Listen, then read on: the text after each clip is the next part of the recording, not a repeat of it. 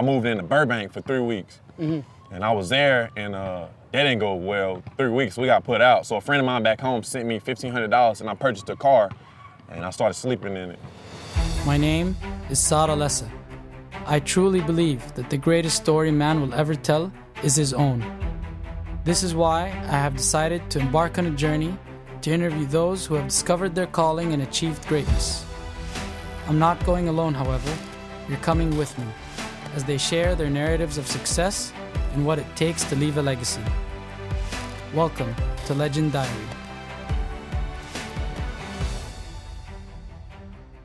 Welcome to Legendary. We're going to be kicking off a new series called The Grind, where we're going to be interviewing up-and-coming legends. Today's guest, stand-up comedian from Winston Salem, North Carolina, Malcolm Hatchett. Malcolm, thanks for being here, my man. Thank you, man. Of course.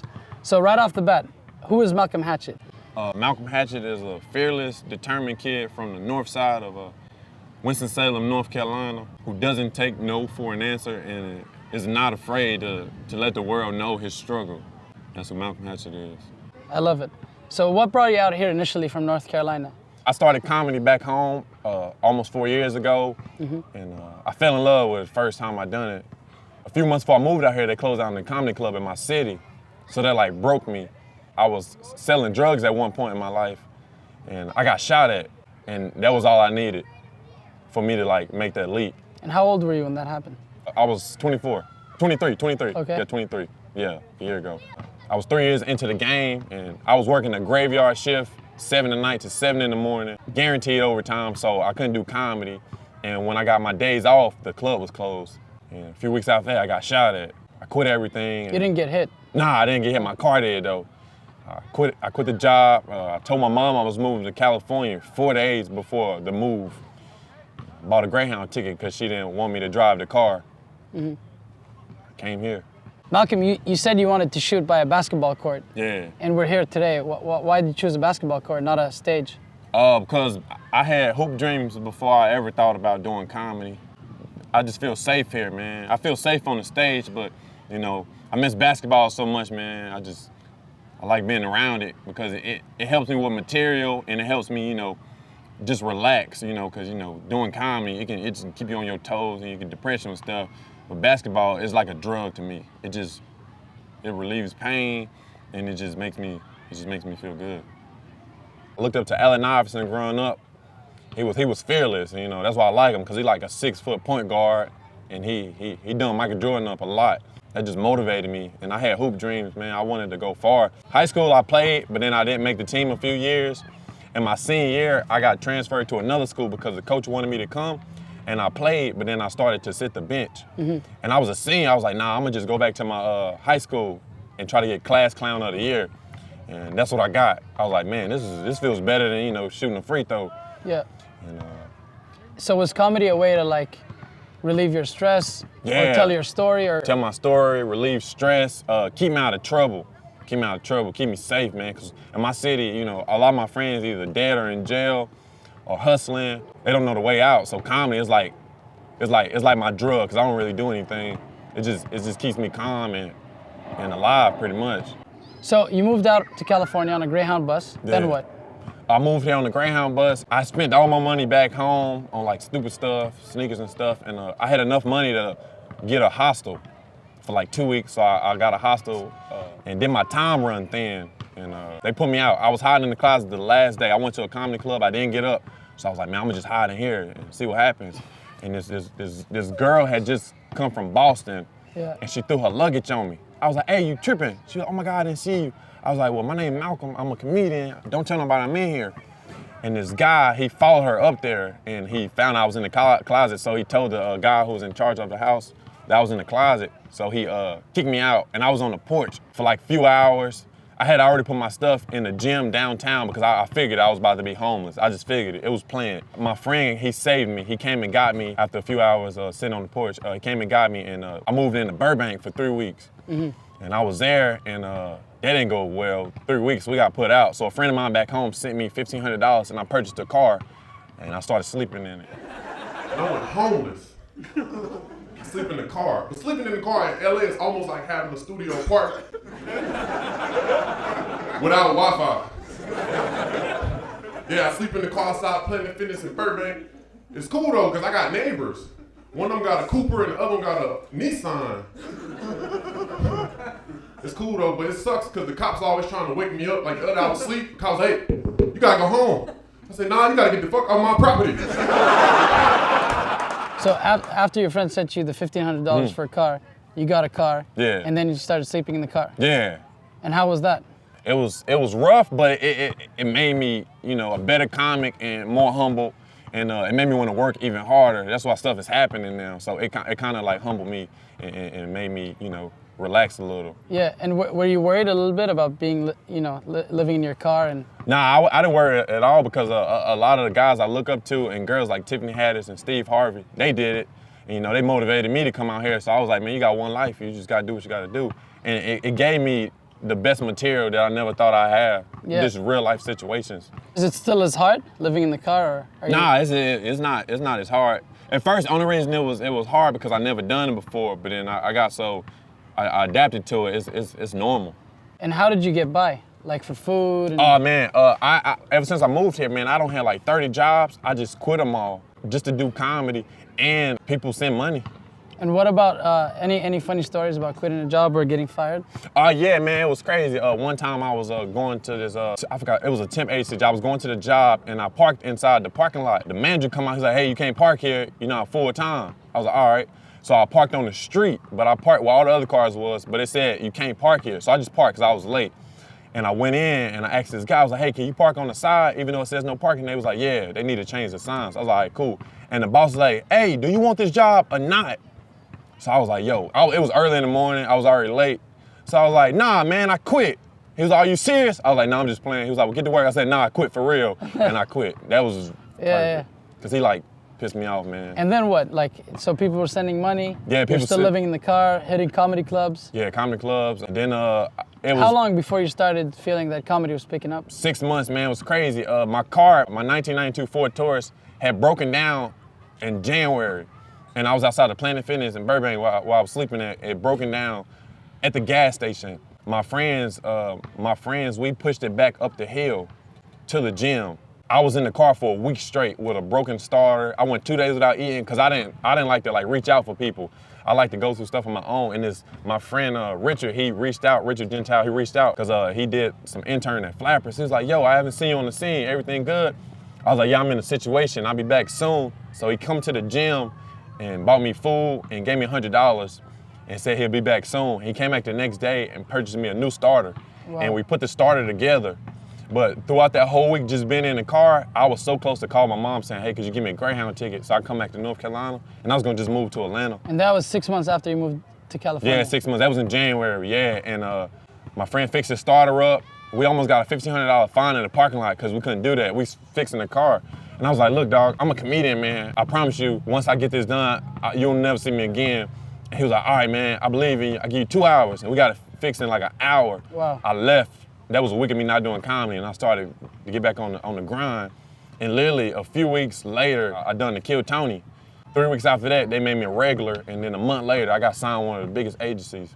Wow. So when I hit rock bottom, it was either quit or suck it in, make it into material, and just deal with it. And that's what I did. But I was so close to quitting, I almost gave up. And I'm glad you didn't. How would you define success? You know, a lot of people define success, you know, cars, houses, nice houses, and jewelry.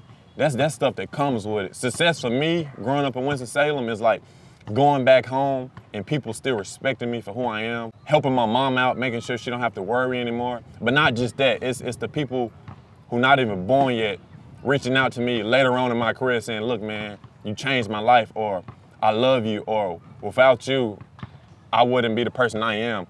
So people reaching out to me just saying, look, man, you motivate me every day.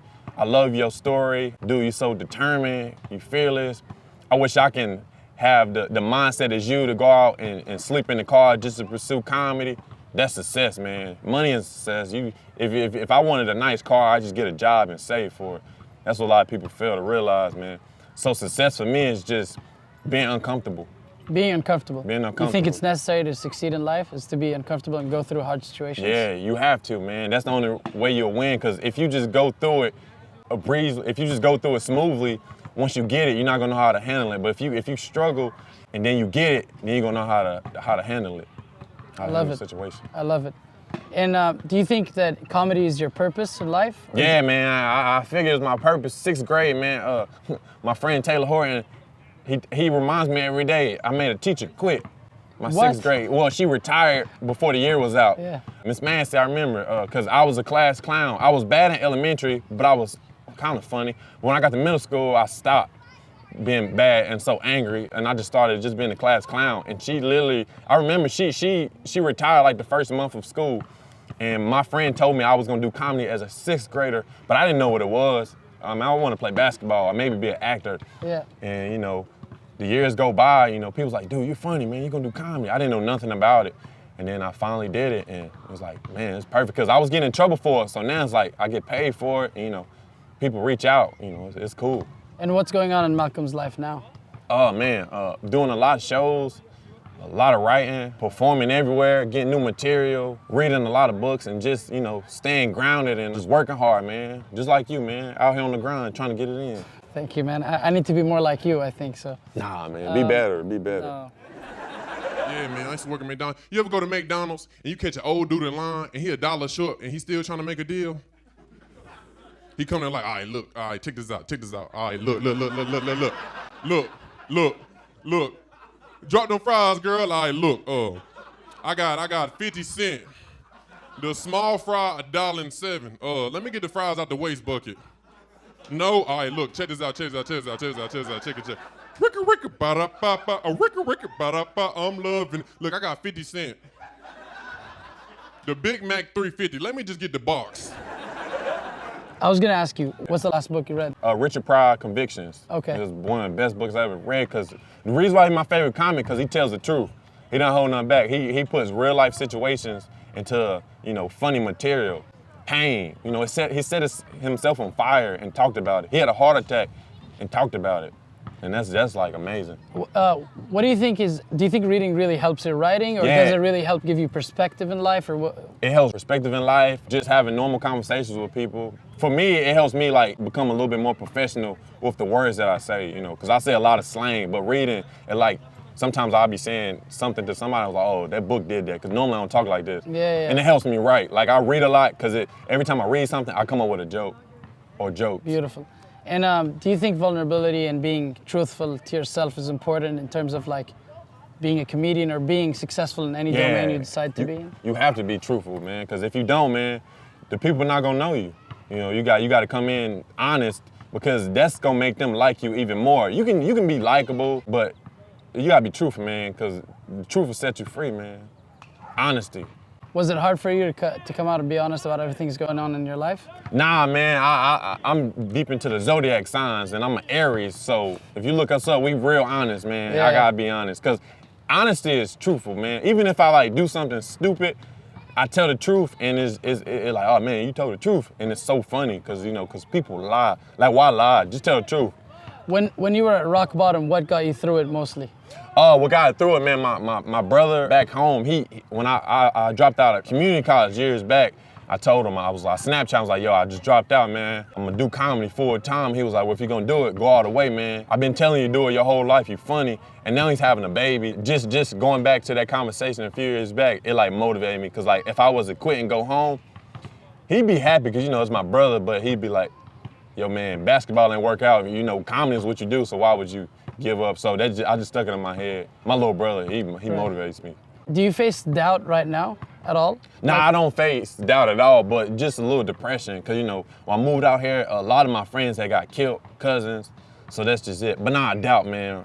Killed because of the drug game, or? Yeah, drug game, or just being in the wrong areas at the wrong time, murdered. And that was tough, because I couldn't go home. I was broke, like real homeless, and I had a lot of shows, so I couldn't go back and be at the funeral. I feel bad. It's like when I was home, I didn't see it. I seen people get killed, but when I leave, I seen the city for what it is, being far away. And it just motivated me to keep going, because I know they won't want me to come back home or do anything.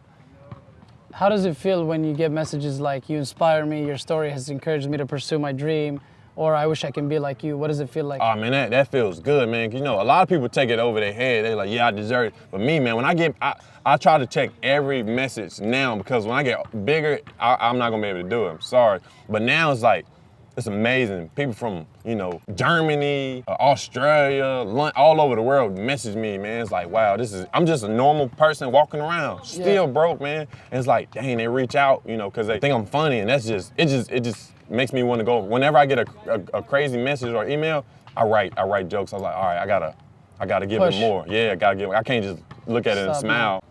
So it just keeps me going. And do you feel like the more shows you get, the less hungry you are? Or does it continue to motivate the more shows I get, man, the more I work, you know. So pressure is also important. Oh, I love pressure, man. Yeah, fearless, man. The more, because, you know, people get a lot of stuff and they slack off. That's when you can get it taken from you. But me, nah, I gotta keep going. What keeps Malcolm Hatchett inspired and motivated? What keeps me inspired is just people back home pretty much depending on me. You know, they say, man, you have to make it. You can't come back home because, you know, you all we got at this point, you know. That just keeps me going, you know. And just getting on social media, seeing, you know, friends go to jail and just get buried, it's like, man, that could have been me. So now I'm in the motherland. I'm doing what I want to do. I came out here, so I have to keep going, man. It just keeps me going. When did you feel like, okay, I'm on the right path, things are working out for me, I'm doing the right things? Man, so, as soon as I got that Greyhound, I told myself, all right, I'm doing the right thing, man. But when I got my first booking a month ago, I got booked out in Iowa, and they paid for my room, and they paid me for the show, and they fed me and drove me around town. That's when I was like, yeah, I'm gonna go far because it's happening. You know, I'm still homeless, and they wanted me to come perform for them, and it was great. And what's your relationship with your mother like? I talk to her when I can, but you know, home I was under her a lot, but I was always to myself just growing up. But we're close. I just be so busy I forget to call her much times. But yeah, we close. But she's part of why you're so motivated, right? Yeah, man. She raised me very strict, and she didn't take no shit. You know, she didn't mess around. So just seeing her, you know, struggle and make ends meet, it motivated me, you know, to get it on my own, because she always say, ain't nobody gonna give you nothing for free. You gotta go and get it. No matter, you know, how you get it, just as long as you get it the right way. I'm so broke, I accidentally robbed my mama the other day. Before I was walking, I was like, man, that lady got a familiar walk. I said, fuck it, I'm gonna put the ski mask on. I said, hey, lady, give it up. She said, nigga, you sound familiar. I said, give it up. She said, search, I ain't got nothing in my pocketbook, search. I said, all right. Yeah, you broke as hell. I said, hold on, what you doing with the same house keys as me? She said, Malcolm, I'm gonna whoop your ass. I said, Mama, what you doing out at 1 in the morning with a pistol? She said, what you doing out at 1 in the morning with a pistol? She said, this shit running in the family. We broken, we robbing. My father passed when I was in the 5th grade. That's why my mom is a strong lady. He died of kidney failure. He was a diabetic. So not having a father around played a major role in your upbringing, right? And your relationship with your mother. Yeah, it played a major role because she played both roles, and she was strict. So it raised me just to be like, you know, tough and know that I'm not gonna get any handouts. Whatever I want in life, I gotta get it. And, you know, no matter how hard the struggle is, because I seen her struggle, make ends meet. Sometimes I was like, yo, how's she paying the bills? How does she pay the house off? And just, you know, I never really asked questions. I was like, yo, if she can do it, I can do it, you know, because, you know, she birthed me. Yeah. So it just motivated me and my siblings, you know, to go get, you know, what we want in life. And she must be proud of you now. Yeah, she proud. At first, she was like, I can't believe you're gonna just go out to California. She said, oh, baby, I'm so proud of you, boy, out there chase your dream. But you need to come home. I made you some chicken. She misses you. Yeah, she misses me. Is she gonna visit soon? Hopefully, man, hopefully. Yeah. I'm going home soon, so that'd be nice. Malcolm, this is all beautiful, and it's in a way, it's inspiring now to hear it from you, because there's some details that I didn't know prior to the interview. And I wanna know, if you could leave one message to the viewers, what would it be? I would tell the viewers, whatever you want in life, go get it. You gotta get uncomfortable. You gotta get out of your comfort zone. You gotta go through things, and just know it's not gonna be easy, because if it's easy, it can be taken away. But if you sweat and bleed a little bit, maybe even break a bone, you own it. So get uncomfortable with whatever you want in life, and don't be afraid to fall, because you can always get back up. Beautiful. If you had a book, what would you title it? If I wrote a book, I would call it Northside Dreams. Northside Dreams? Yeah, because I'm from the north side of Winston Salem, North Carolina. I had dreams, and now I'm living them. Beautiful. And it's going up. Yeah. So it's north, too. Yeah. You like that? It's tight. Yeah, thank you. When you make it big, what kind of car are you going to sleep in? Oh, man, I want to sleep in a minivan with spinning rims on it. That's what I want. A minivan with spinning rims? Yeah. They're gonna be spinning while I'm asleep. Malcolm Hatchett, thank you for being on Legendary. Thank you, I man. appreciate Thanks it, for man. having Thank me. you so much. Appreciate it. Right off the bat, I'm going to ask you, who is Malcolm Hatchett? I'll go now? Yeah, Shit. it's all good. All right. What's up, guys? No. Malcolm, thanks for being here, my man. So, We should do that dap over. how do you want to do it?